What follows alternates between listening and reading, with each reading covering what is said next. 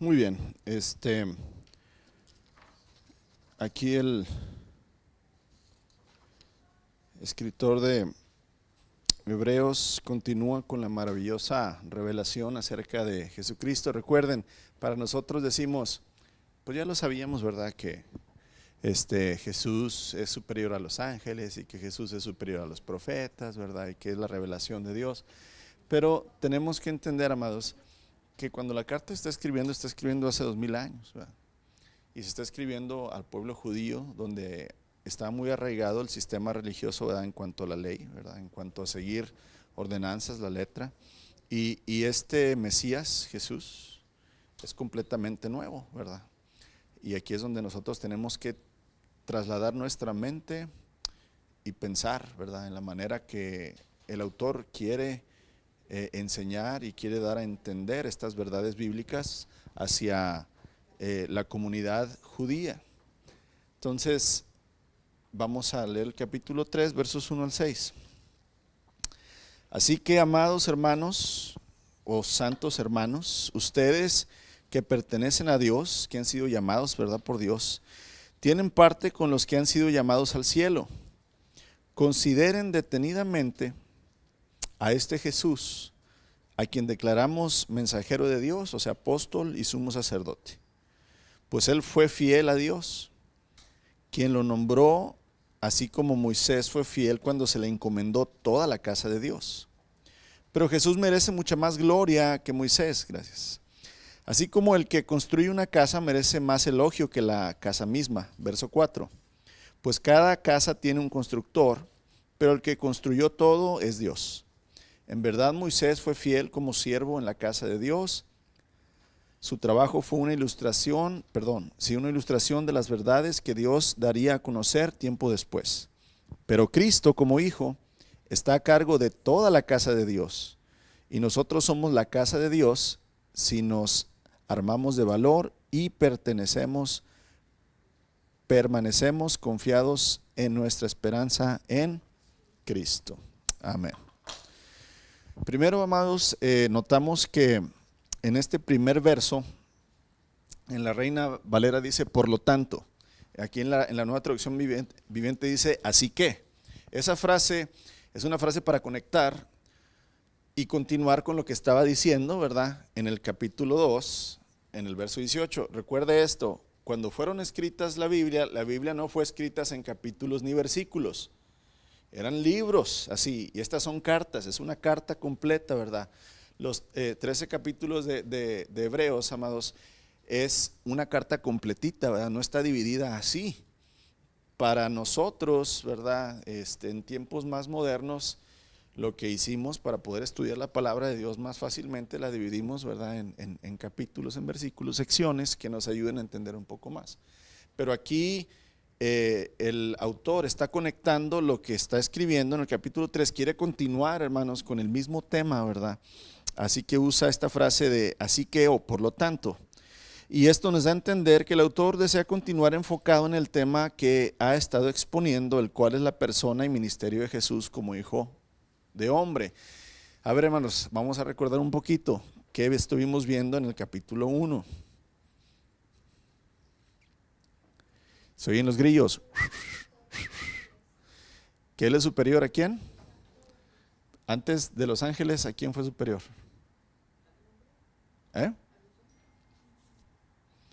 A los ángeles, a los profetas. Pero acuérdense, lo primerito, el primer verso del capítulo 1. Acuérdense, Hebreos 1:1. Es la médula espinal, y no lo vea en su Biblia, ni en sus hojas. Es la médula espinal de toda la carta.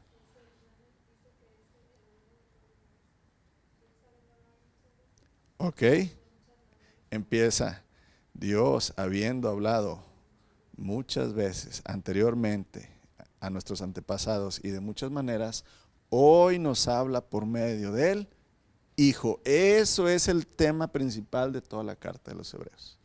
Entonces, aunque ya llevamos 2 capítulos, el autor quiere continuar con lo mismo, hermanos. No quiere cambiar de tema, no quiere cambiar la persona de Cristo y su obra. O sea, aquí no quiere meter cuestión del matrimonio cristiano o la crianza de los hijos o el perdón entre hermanos. No, fíjense, no está metiendo ningún tema, hermanos, de la vida cristiana cotidiana. Está él con el tema, ¿verdad?, principal, que es Cristo Jesús, su persona y su ministerio. Y va a continuar haciéndolo, ¿verdad?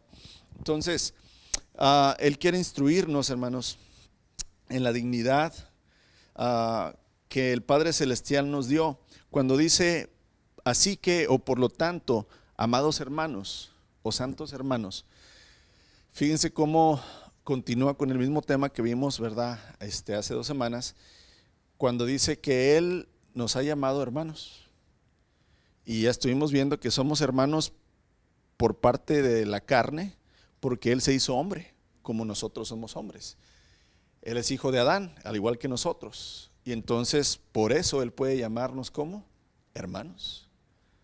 Los ángeles no pueden llamarnos hermanos, porque ellos no son hijos de hombre. Los principados, los querubines, los serafines, nadie puede llamarnos hermano. Pero Él, como se hizo hombre, puede llamarnos hermanos. Y entonces aquí, ¿verdad?, es santos hermanos, amados hermanos, ¿verdad? Y quiere continuar, y eso es una dignidad que nos ha dado Dios, hermanos. ¿Qué es dignidad? ¿Qué entendemos por dignidad? Una honra. Dios nos ha honrado al llamarnos hijos. Si Dios te llama hijo, hermano, no hay un mayor título que ese. No hay más. Ser hijo de Dios es la máxima posición que podemos tener ante un Dios puro, santo, que no merecemos su bendición, su prosperidad, su perdón, ¿verdad?, su gloria. Que Él nos llame hijos es el mayor honor, la mayor dignidad. No siendo nosotros nada, no siendo nosotros nadie más que pecadores indignos, Él nos llama hijos. Y por eso lo repite aquí el escritor de Hebreos.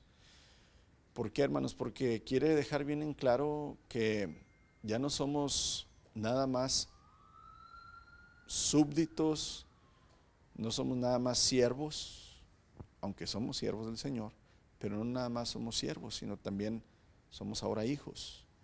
Aquí es donde también es un tema que continuamente está retomando el autor de la carta a los Hebreos. Pero también el autor de la carta, hermanos, quiere continuar exponiendo nuevas verdades acerca de Cristo y de su pueblo, como vamos a ver a continuación. Entonces, en el verso 1 vemos que así que, amados hermanos, ustedes que pertenecen a Dios y tienen parte con Él y han sido llamados al cielo. Aquí vemos que tenemos un llamamiento celestial. No confundamos llamado con llamamiento. Son dos cosas con un término diferente, aunque son muy parecidas, ¿verdad? El Padre Celestial, hermanos, nos ha llamado a ser hijos y hermanos. Antes éramos enemigos. Antes estábamos denominados, ¿verdad?, pecadores que no tenían perdón, que no teníamos futuro, estábamos muertos en delitos y pecados. Pero ahora el Señor nos ha llamado sus hijos y sus hermanos. Nos ha llamado a participar de su gloria en los cielos, porque recuerden, hermanos, que somos coherederos junto con Cristo Jesús. Nos ha llamado a participar, no que nos va a dar su gloria es de Él y de nadie más, pero nos va a dejar participar de ella, poder gozar de ella, poder vivir en ella. Nos ha llamado a ser su pueblo mientras estamos en esta tierra. Ahora somos pueblo de Dios, somos la novia del Mesías, somos la iglesia de Cristo, no como denominación, sino que pertenecemos a Él. Somos el pueblo santo de Dios. Acuérdate que el apóstol Pedro dice, vosotros sois pueblo escogido por Dios. Somos llamados a ser un sacerdocio santo, ¿verdad? Y aquí es donde entonces ese es un llamamiento que Dios nos ha dado a todos y que esto nos da propósito, hermanos. ¿Cuántas personas no tienen propósito en la vida más que ganar dinero y satisfacer sus placeres? Eso es como vive la gente. Vivir para sus placeres. Vivir para acumular, vivir para viajar, vivir para disfrutar las cosas de esta vida. Pero más allá no hay un propósito que realmente tenga una validez y que deje una huella marcada, hermanos, de tal manera que sea para la eternidad. Pero nosotros tenemos llamamiento celestial. No es un llamado que te hace un gobierno a que tú trabajes o participes para él. No es un llamado que te hace un ejército nada más para que vayas a luchar. No es un llamado de un trabajo especial que tú puedes tener y obtener fama. Es un llamamiento eterno. Vamos a ser eternamente hijos de Dios. Vamos a ser eternamente hermanos del Señor Jesucristo. Vamos a gozar eternamente la gloria de Dios, hermanos. Ese llamado tiene que ser un llamado que respondamos de la manera correcta y que entendamos que como hemos sido llamados, y ahorita vamos a ver cuál es la responsabilidad del llamamiento. Si hemos sido llamados, vamos a tener que responder de la manera que nos quiere enseñar aquí el autor. Hemos sido llamados a ser su pueblo en la tierra, nos ha llamado a la salvación por medio de su Hijo, hermanos. Ahora, estando, ¿verdad?, en Cristo, tenemos los propósitos celestiales que Dios ha preparado para sus santos. Acuérdense cuando el Señor Jesús iba a escoger sus discípulos, sus apóstoles, pasaba y les llamaba, ven y sígueme. Y ellos, dejándolo todo, lo seguían. Es un llamado celestial. Ponte a pensar a cuántas personas sinceramente ha llamado el Señor. Muchas personas han ido a Cristo para recibir de él los milagros y el alimento carnal, como lo hacía la multitud. Pero ¿a cuántos de ellos realmente llamó el Señor? Muy pocos. Muchos son pocos los escogidos. Aquí es donde los hijos de Dios, hermanos, los que realmente entendemos por medio del Espíritu Santo quién es el Señor, lo que Él hizo en su obra redentora, tenemos un llamamiento celestial. Algo que trasciende a nuestra vida, hermanos, algo que trasciende nuestro apellido, algo que trasciende nuestra nacionalidad, algo que trasciende nuestra cultura, nuestra educación, nuestra posición. Es un llamado celestial, nadie te puede hacer ese llamado excepto Dios. Acuérdate que nosotros estábamos muertos en delitos y pecados. Él nos ha llamado como llamó a Lázaro, sal fuera de la tumba, Lázaro, sal fuera. Si Él no nos hubiera llamado, hermanos, ¿qué propósito tendríamos en la vida? Imagínate tú a esta etapa de tu vida sin Cristo. ¿En qué estarías pensando? ¿Cuáles serían tus metas? ¿Cuáles serían tu propósito de vida, hermanos? ¿Qué sería lo que te motivara a cada día esforzarte y tener esperanza? ¿Qué? Cosas egoístas es lo que motiva a la gente. Pero nosotros tenemos un llamado mucho más grande y un propósito, hermanos, celestial y eterno. Y por eso el autor de Hebreos, ¿verdad?, nos quiere captar y decir, hey, amados hermanos, así que ustedes que pertenecen a Dios, o sea, son sus hijos, tienen parte con los que han sido llamados al cielo. Amados, en el cielo están todos los santos de Dios. Desde Adán, Noé, Enoc, Set, Matusalén, Abraham, Isaac, Jacob, todas las mujeres santas de Dios, Moisés, Josué, David, Salomón, los profetas, Samuel, Elías, todos los santos niños, jóvenes y ancianos de Dios están ahí. Y nosotros hemos sido llamados a reunirnos con ellos. Pero fíjate, hermano, porque tú nos estás haciendo ver eso ahorita. Porque cuánta gente habrá, o habíamos, o sea, ¿verdad?, que ni siquiera, y están llenas las iglesias, y va la gente a la iglesia, y muy bonito, todo muy bien. Pero sin embargo, eso no lo saben. Pero yo creo que Es la palabra, hermano, sí. la palabra bien llevada. Cuando le pedimos al Espíritu Santo que Él nos enseñe la verdad, pues Él revela la verdad. Él es el Espíritu de verdad.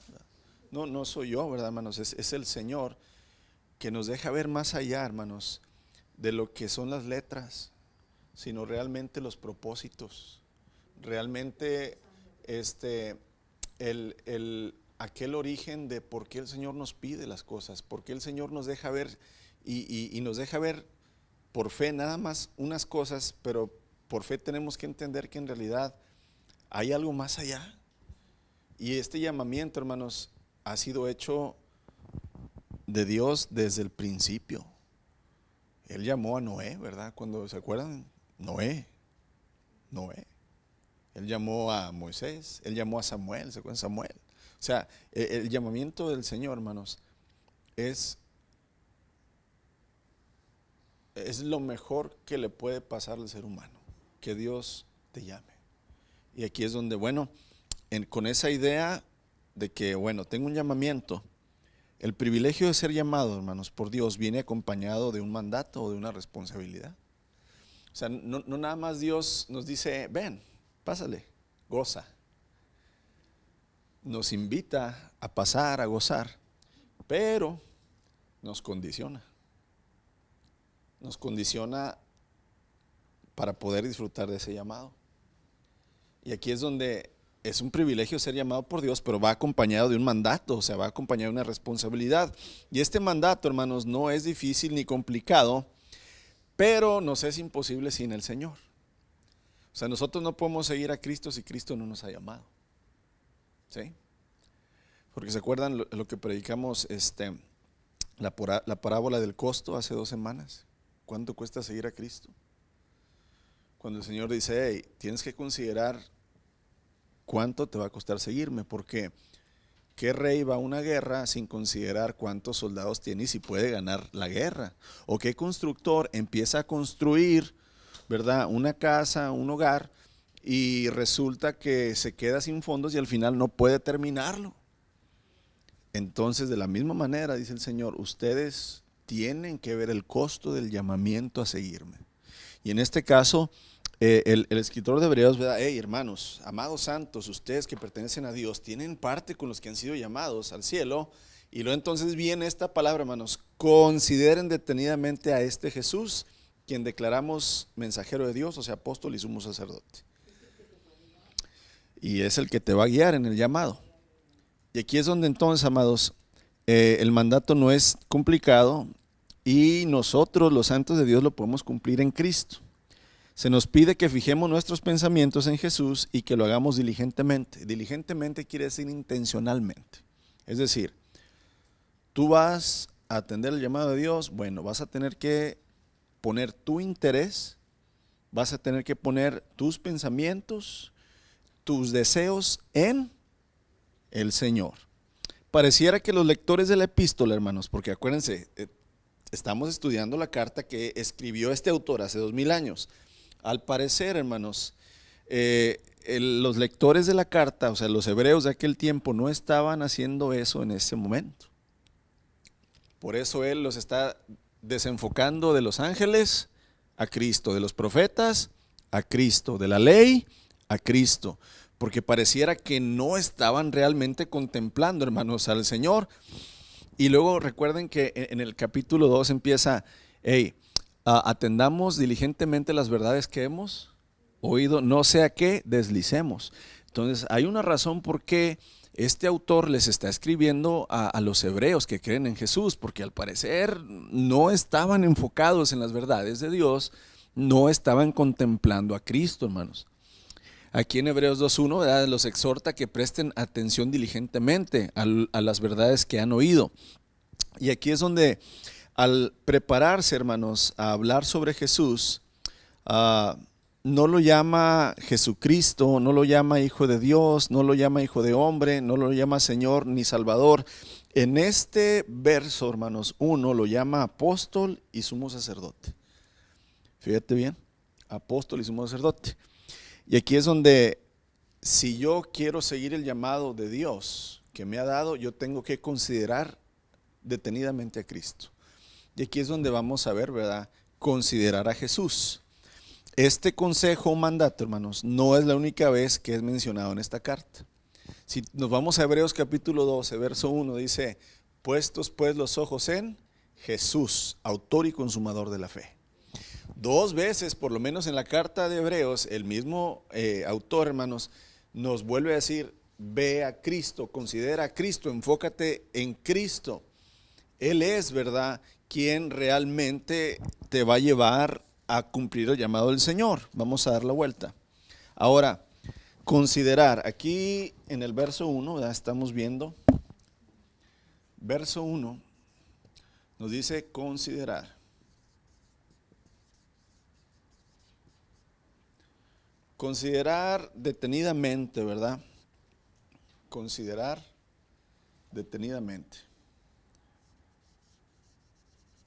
¿Qué entendemos por considerar? Y aquí lo vamos a ver, ¿verdad? Es pensar, meditar sobre algo, sobre alguien, analizándolo con atención. Por ejemplo, si alguien te dice, oye, ¿has considerado poner un negocio? Considerado no quiere decir que si nada más lo has pensado, sino, oye, has analizado, oye, te has puesto a calcular, ¿verdad? O sea, considerar, hermanos, es meditar,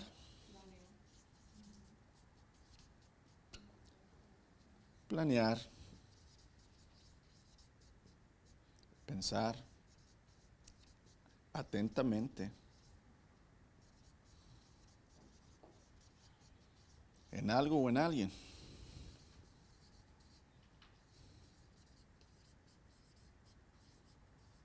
Y aquí es donde el autor de Hebreos dice, hey, ¿te has detenido a meditar, a planear, a pensar atentamente en Jesús? Y luego nos dice la manera en que lo debemos de considerar. Aquí, hermanos, considerar es tomar en cuenta algo o alguien de manera detenida, enfocándote en él. Y el autor de Hebreos tenía la intención de que los leyentes de su carta aprendieran a observar y a estimar al Señor Jesús de la misma manera que el Padre Celestial lo hacía. Acuérdense, hermanos, todos tenemos un concepto de Dios natural, un concepto empírico, o sea, un concepto que nosotros tenemos de Dios porque así lo hemos escuchado a la gente, así se nos enseñó por nuestros padres o nuestra cultura. Pero a Dios no hay que estimarlo como nosotros pensamos, a Él hay que estimarlo como Él se revela a nosotros. O sea, es decir, no hay que pensar en Dios como nosotros creemos que es Él, sino hay que pensar en Dios como Él dice que es Él. ¿Me entienden lo que les quiero decir? Y aquí es donde el autor de Hebreos dice, hey, considera a Jesús el apóstol y sumo sacerdote. Ya está poniendo Él en nuestra mente cómo quiere que consideremos al Señor Jesucristo. Aquí es donde entonces el autor de Hebreos quiere que nosotros veamos a Jesús con los ojos que lo ve Dios, a su Hijo. Porque acuérdate que los hebreos vieron a Jesús no como el Mesías, sino como un profeta, o como a Elías o a Juan el Bautista. Pero no lo veían como el Mesías, el Hijo de Dios, Hijo de hombre, que iba a venir a rescatarlos y que iba a traer el reino de Dios. Entonces el escritor de Hebreos quiere que vean a Jesús como el Padre lo ve. Y aquí nos da entonces, ¿verdad? Cómo presenta el Padre a Jesús como apóstol y como sumo sacerdote en este versículo. Dios, hermanos, anhela que conozcamos a su Hijo de manera profunda para que podamos valorar y amar más a su persona y la obra redentora que Él ha llevado a cabo. Si tú no conoces, hermanos, a una persona, pues ¿cómo la puedes estimar? Si no conoces lo que esa persona ha hecho y ha logrado, ¿cómo puedes tú darle valor? Si yo te digo, oye, pues por favor, considera o tenle amor a mi tía Panchita, Jaime. Pues, ¿quién es? No la conozco, no sé cómo es, no sé si es buena persona o mala, no sé cómo piensa, cómo yo la voy a estimar o le voy a tener amor. Pues bueno, precisamente, hermanos, el autor de Hebreos quiere abrir la mente y el corazón de los lectores y presentarnos a Jesús como el Padre lo ve. Y aquí es donde tú y yo tenemos que poner atención, ¿verdad?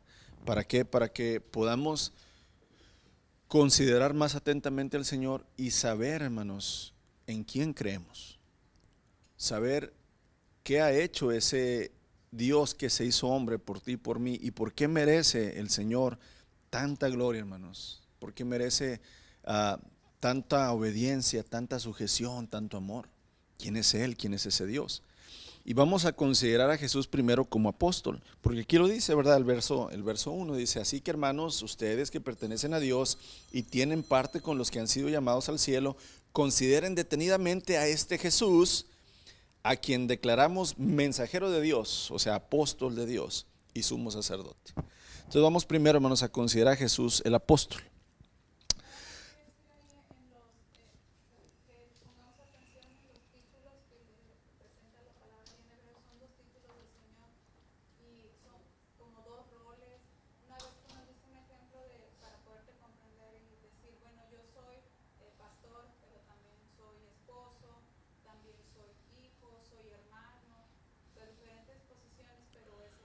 Sí, son ministerios que el Padre le da.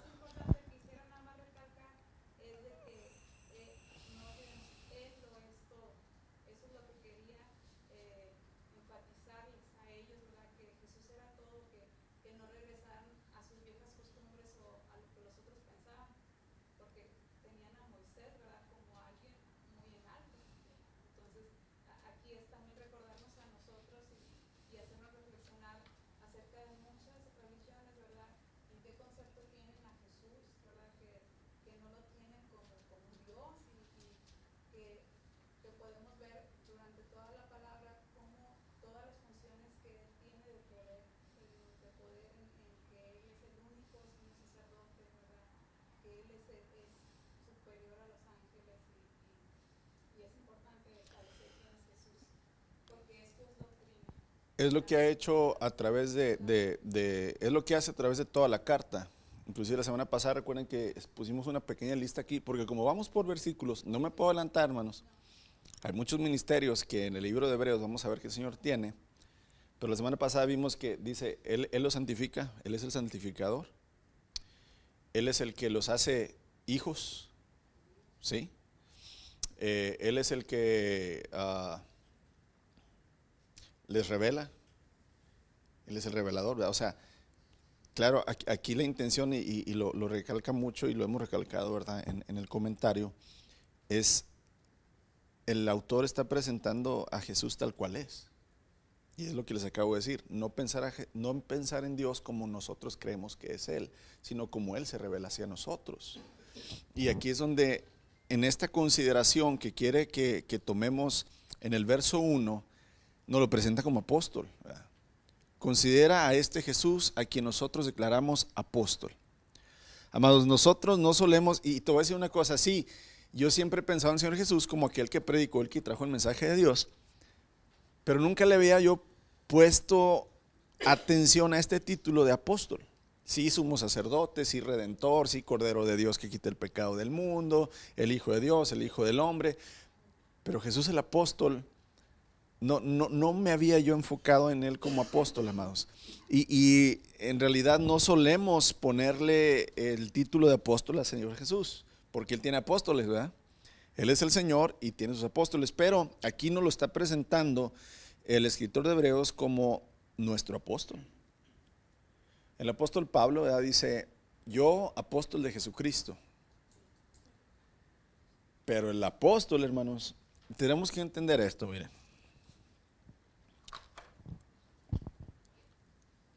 Los profetas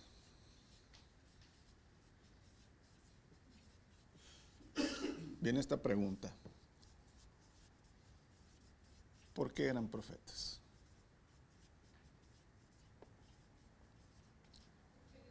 ¿Qué los capacitó? ¿Qué cualidad tenían? ¿Qué estudios? ¿Por qué los profetas eran profetas?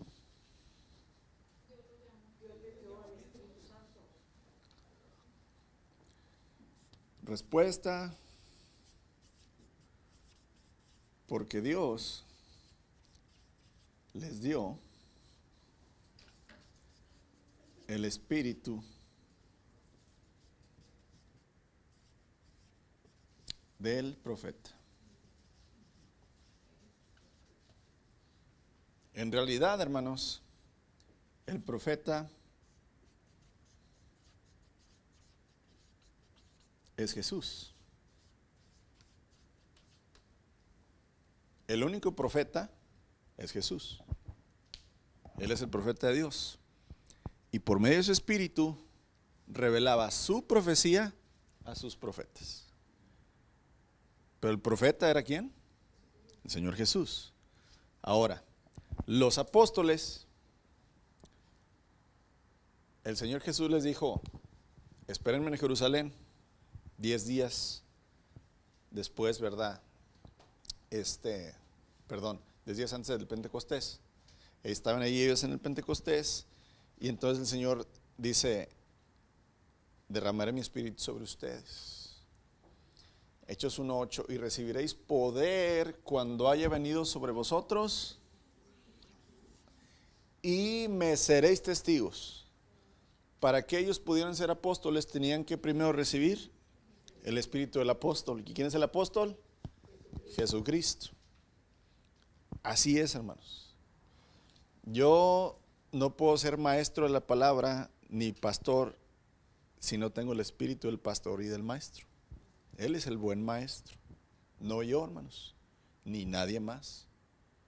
Aquí es donde el Señor le da validez, ¿verdad?, a sus siervos, a sus llamados, por medio del Espíritu. Todos pueden hablar, todo el mundo podemos hablar de la Biblia, hermanos, y todos podemos enseñar lo que queramos de la Biblia.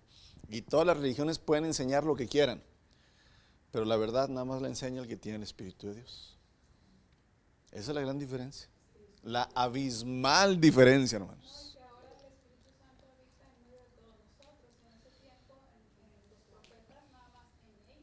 Sí, pero había un propósito, ¿verdad? Aquí es donde ahora el Espíritu da y reparte sus dones conforme Él quiere y como sea necesario.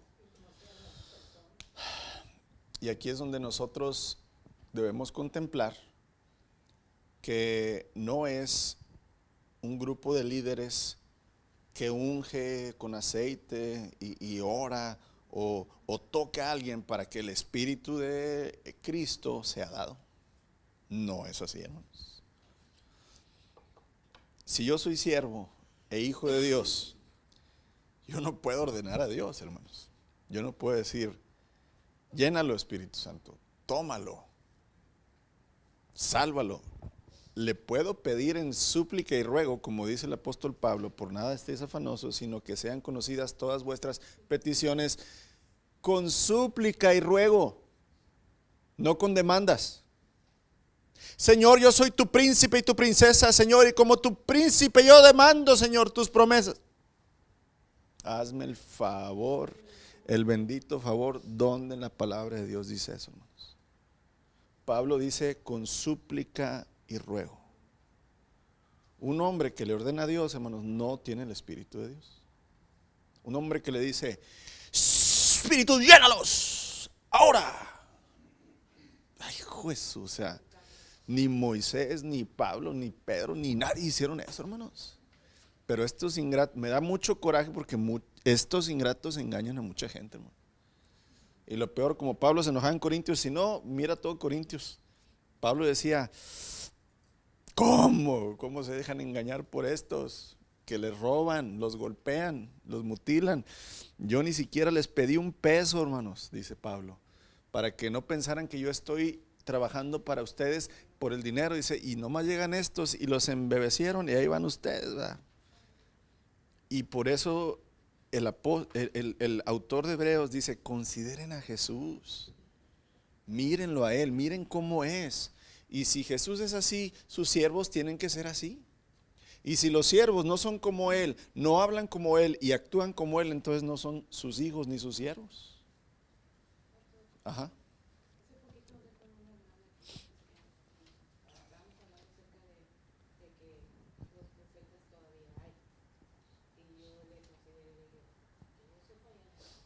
Ministerio de profeta ya no.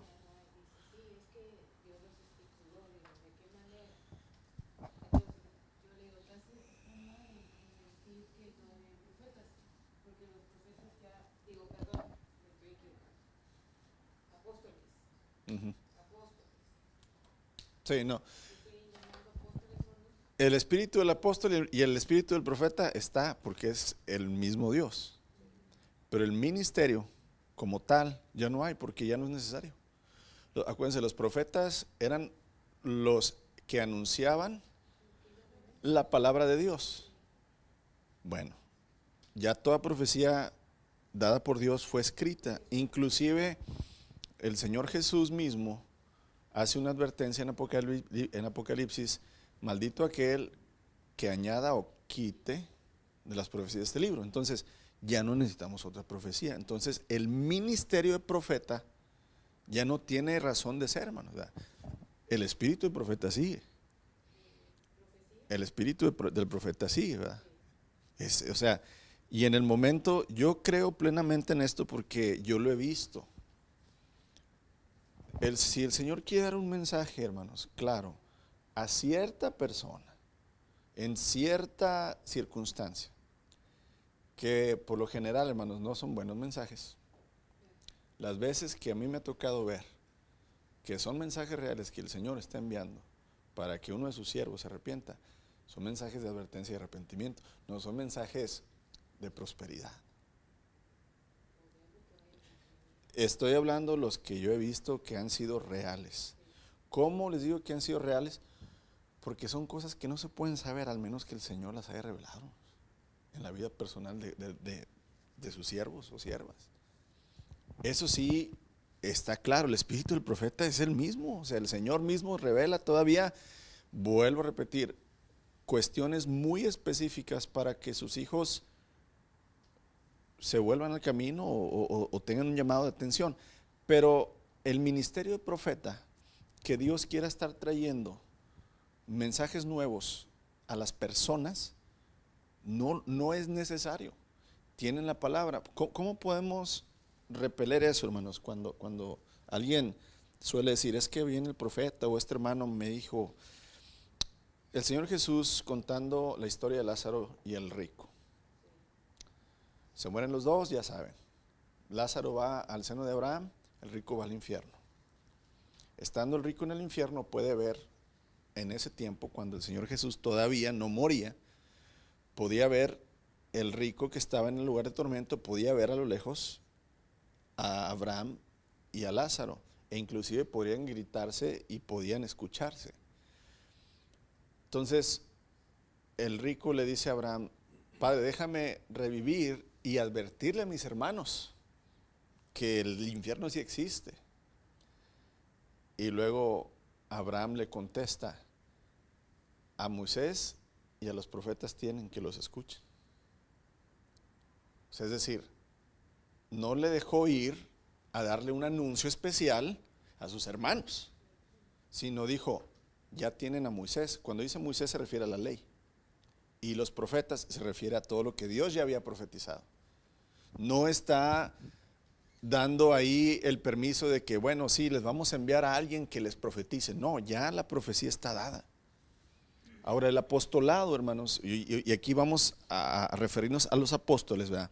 La palabra griega apóstol, recuerden que el Nuevo Testamento en su mayoría fue escrito en griego. En realidad significa embajador, ¿verdad?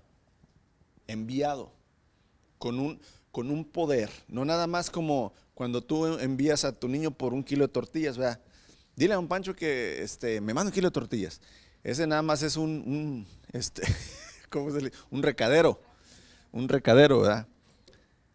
Pero el apóstol es un embajador con la autoridad y el poder de quien lo envía, ¿sí?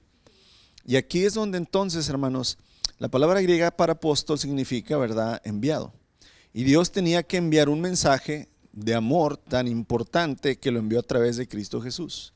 Porque de tal manera amó Dios al mundo que ha enviado a su Hijo unigénito para que todo aquel que crea en él no se pierda y tenga vida eterna. Este mensaje es bastante claro, hermanos. Consideren que Dios los ama tanto que envió al máximo mensajero, no sus ángeles, no sus profetas, sino a su propio Hijo, a su embajador, Cristo Jesús. Consideren lo importante que es, hermanos. Presten atención al máximo apóstol, al máximo embajador de Dios, que es Jesús. No es un profeta que ahorita se nombre profeta, no es un apóstol que ahorita se nombre apóstol o pastor, no es Moisés, no es Elías, hermanos, no es Juan el Bautista, ni Pablo el apóstol, no, es Jesús, es el embajador, el enviado mayor, mejor de Dios. Por eso hay que considerar a Jesús. Y hermanos, si el apóstol Pablo dice, hey, atiendan lo que les digo, si el apóstol Pedro dice, en verdad, escuchen atentamente lo que les digo, con mayor razón, ¿cómo no vamos a escuchar al Señor Jesús, hermanos? Que es el enviado de Dios. Aquí el término apóstol se refiere a aquel a quien Dios envía o enviará, ¿verdad? Este concepto de apóstol es usado repetidamente por el Evangelio de Juan, y aquí están muchas citas que le puse donde usted puede comprobar cuántas veces Juan utiliza la palabra apóstol para referirse, ¿verdad?, a este embajador o este mensajero que es nuestro Señor Jesucristo. La palabra apóstol tiene un significado más profundo, hermanos, el de ser un embajador, no nada más un enviado simple, ¿verdad? El apóstol no solo es enviado, está también revestido de la autoridad de aquel que lo envió. O sea, puede tomar decisiones, hermanos, puede tener el respaldo, ¿verdad?, y la autoridad de aquel que lo envía. Además, hermanos, el apóstol debe hablar únicamente las palabras que se le han confiado hablar. O sea, si un presidente de una nación manda a un embajador, ¿verdad?, a China, no le dice, pues ahí dile lo que tú quieras, compadre, ¿verdad?, sino que le da una carta y le dice, vas a ir a China y vas a decirles esto que te estoy diciendo. Tú tienes mi autoridad de ir y decirles, me envió el presidente tal y vengo a decirles estas palabras que él dijo. Y ustedes tienen que tomarme a mí como el representante directo de él, ¿verdad? Si no me oyen a mí, no lo están oyendo a él. Prácticamente es lo que quiere decir, ¿verdad?, cuando el autor de la carta a los hebreos dice, consideren a Cristo atentamente como apóstol, amados. El apóstol tiene prohibido expresar sus propias opiniones cuando son diferentes a aquel que las envió. O sea, acuérdate que el embajador, el apóstol, hermanos, no es enviado a dar sus propias ideas y sus propias palabras, es enviado en lugar de, ¿verdad? Y aquí es donde, pues en realidad tenemos que entender que Dios envió a Jesús. Jesús entonces proclama la verdadera palabra de Dios. Él trae el evangelio, o sea, las buenas noticias de la misma boca de su Padre. Y aquí es donde, entonces, aunque los profetas tuvieron el espíritu del profeta, no eran el profeta de Dios, eran los profetas de Dios, enviados por Dios, pero el profeta es Jesucristo. El apóstol, quien vino a traer el evangelio, las buenas noticias, es Jesucristo. Y hay un pasaje muy bonito, ¿verdad?, que el Señor dice, el que me ha visto a mí, ha visto al Padre. Yo soy el evangelio. También Colosenses, ¿verdad? Cristo es la imagen visible del Dios invisible. Él es el embajador, Él es completamente el enviado de Dios que quiere que nosotros, es más, el Señor Jesucristo diciendo, el Padre diciendo del Hijo, este es mi Hijo, amado, a Él oír. Él es el enviado, Él es el embajador, Él es el que trae las buenas nuevas, ¿verdad? Ahora, tanto el término apóstol, hermanos, por comparación, se relaciona con Moisés, porque si leemos un poquito, por ejemplo, en el verso 2, aquí de Hebreos 3, dice, pues, él fue fiel a Dios, o sea, Jesús, quien lo nombró así como a Moisés. Aquí empieza a hacer ya una comparación, pero no vamos a entrar en el verso 2, pero aquí nada más quiero meterles esta idea, ¿verdad?, que es la idea que tiene el autor de Hebreos. El término apóstol lo está comparando con Moisés.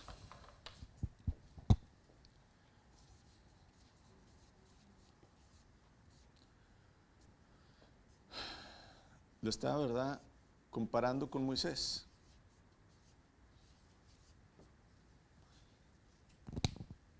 Moisés, ven, quítate las sandalias, llamamiento. Tú vas a ir a mi pueblo y les vas a decir, el Dios de sus antepasados, el Dios de Abraham, Isaac y Jacob, ha escuchado sus lamentos y los voy a rescatar con mano poderosa. Tú vas a ir, Moisés, y vas a hacer milagros en mi nombre.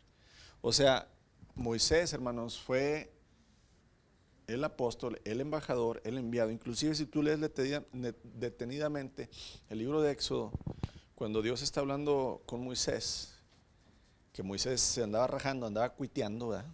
Dijo los tejanos, andaba cuiteando. Dios le dice a Moisés: Moisés, mira, tú vas a ser delante de los israelitas como Dios, y tu hermano Aarón va a ser como tu profeta. Así le dice. No le dijo tú vas a ser Dios, dijo tú delante de los ojos de ellos vas a ser como Dios, y Aarón tu profeta. Entonces, prácticamente, hermanos, Moisés, ¿verdad?, tenía la autoridad, tenía el poder, el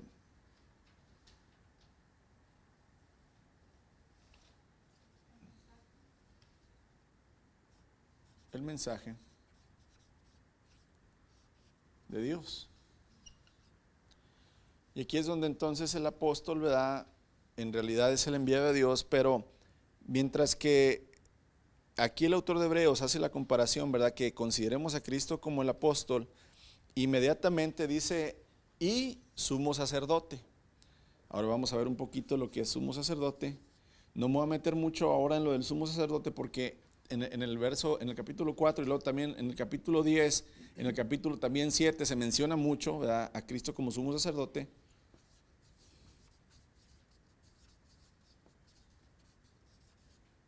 ¿Quién escogió Dios para ser sumo sacerdote del pueblo de Israel en el tiempo del Éxodo?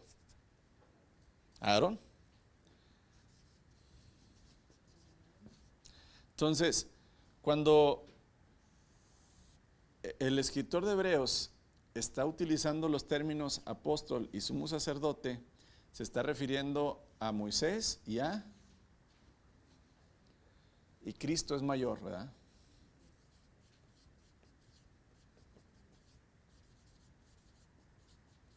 Mayor como apóstol y como sumo sacerdote.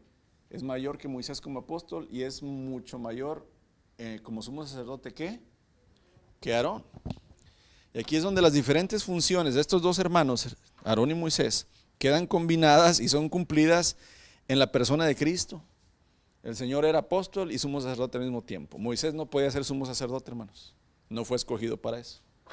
Pero el Señor Jesucristo puede ser al mismo tiempo apóstol y sumo sacerdote. Él representa al hombre delante de Dios, y en su obra Jesús es más grande que ambos, ¿verdad?, que Moisés y Aarón. Ahora vamos a la segunda parte del verso 1. Considerar a Cristo como sumo sacerdote. Ya lo consideramos brevemente como apóstol, ¿verdad? No podemos profundizar tanto, hermanos, porque tenemos que avanzar, pero esto es para que usted despierte el hambre, ¿verdad?, de conocer más al Señor, y el Espíritu Santo es su maestro, y tiene usted, ¿verdad?, su libro de texto, que es la Biblia, y usted puede ampliar, ¿verdad?, esto por medio del Señor. Pero vamos a considerar a Jesús brevemente como sumo sacerdote, ya le dije, porque más adelante lo vamos a ver en profundidad. Jesús es el que nos representa, hermanos, de forma suprema ante el Padre. Acuérdese que el sacerdote era el que representaba al pecador delante de la presencia ¿de quién? De Dios.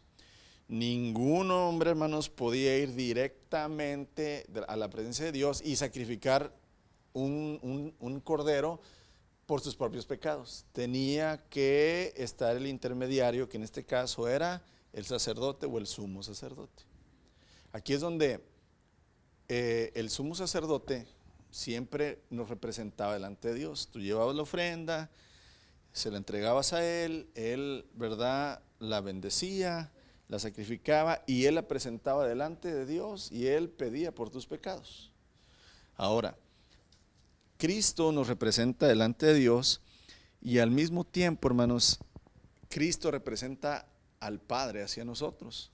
O sea, tiene las dos funciones. Él nos representa delante de Dios y Él es el representante de Dios ante el hombre. Dios se interesa tanto por nosotros que puso al máximo mediador, al máximo sumo sacerdote entre Él mismo y el hombre pecador. Este sumo sacerdote es perfecto porque no tiene que ofrecer sacrificios por el perdón de sus pecados. Acuérdate que una vez al año le era permitido al sumo sacerdote entrar al lugar santísimo. Acuérdate que el tabernáculo, ¿verdad?, el edificio de carpas que tenían ahí, estaba aquí un altar del incienso, aquí se quemaba incienso. Esta es una cortina, un velo muy grande, ¿verdad?, que separaba al lugar santísimo del lugar santo, ¿verdad? La mesa de los panes y el candelabro, la menorá, ¿verdad? Ok. El arca de la alianza, hermanos, ¿verdad? Aquí estaba la presencia literal de Dios.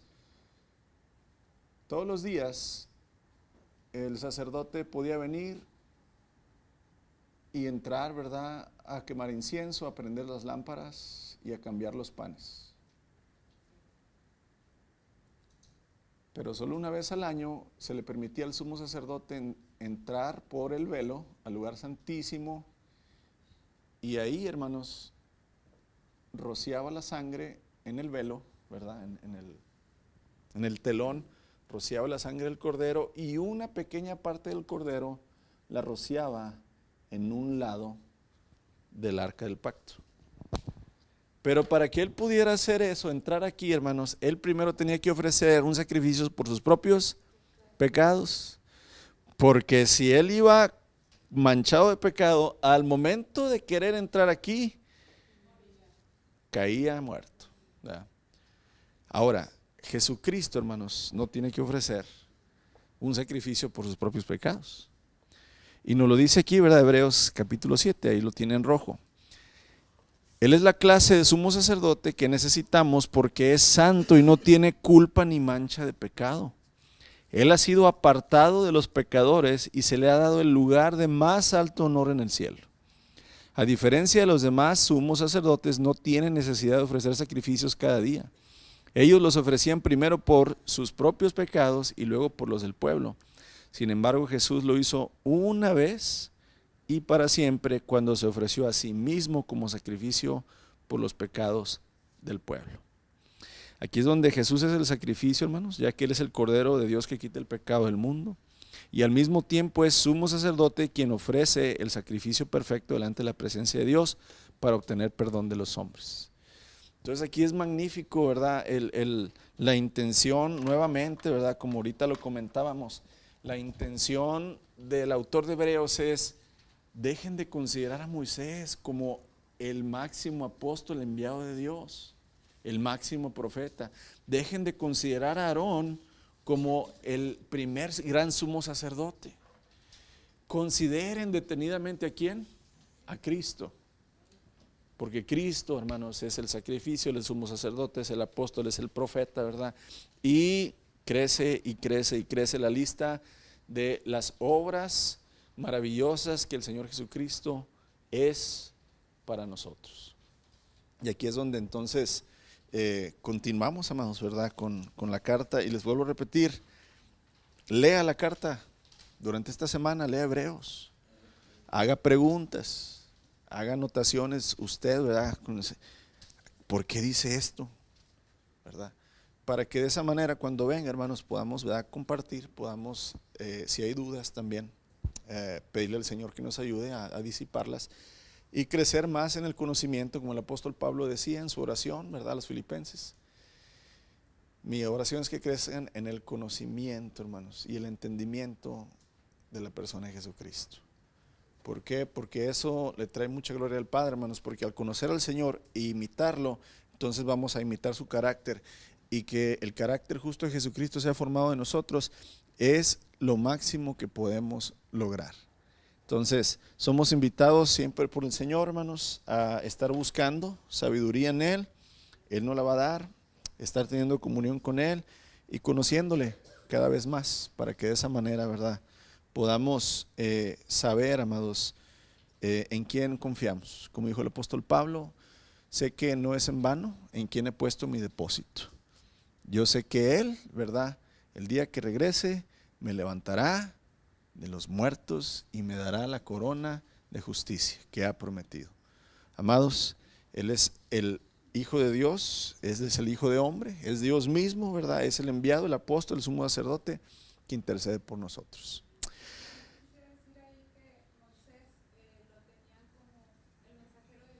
No se adelante, hermana, la otra. Sí. Lo tenían como el mensajero de Dios, ¿verdad? A él escuchaban, entonces lo que quería decir el apóstol es, ahora escuchen a Jesús, ¿verdad? El sumo sacerdote tenía la máxima autoridad, o sea, Aarón era la máxima autoridad. Era el máximo mediador entre Dios y el hombre. Era un sumo sacerdote, tenía una autoridad grande. Entonces ahí estamos viendo, ¿verdad? A él obedézcanlo. O sea, el mensaje es arriba a Jesús, escúchalo porque es el mensajero, y abajo él es, ¿verdad? La máxima autoridad, a él obedece. Amén. Te damos gracias, Padre, porque cada vez que abrimos tu palabra con un espíritu humilde, Señor, tú envías tu espíritu y nos enseñas, porque tú quieres ser revelado en nuestra vida, Señor. Tú quieres que te conozcamos. Para eso nos dejaste tu palabra y para eso enviaste tu espíritu.